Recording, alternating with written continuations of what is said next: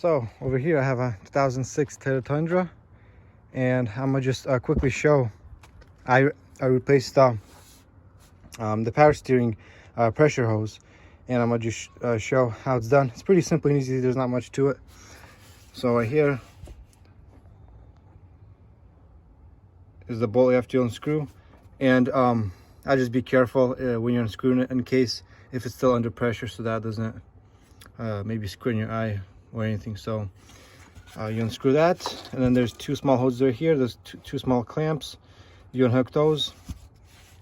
This piece stays with this for now, and that's over here on top. And let's go to the bottom. I'll show what needs to be done on the bottom. So here, that's the front of the car. So as you see, here's this new one I put in. So right there you have to unscrew it also, and I'll just be careful in case it's under pressure. And so over here, more to the right,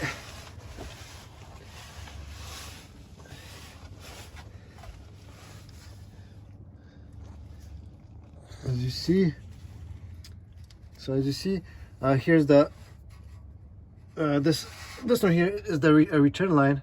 This is the pressure line. So right here is like a small clamp that's holding both of these together. So I believe it's a size 10. You have to unscrew that. And also there's one more over there on top. So there's two you have to unscrew, and that should pretty much be it. And then you're able to take out this line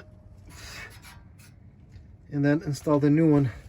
So fairly simple, easy. Just one on top, one on bottom here, and two in the middle clamps.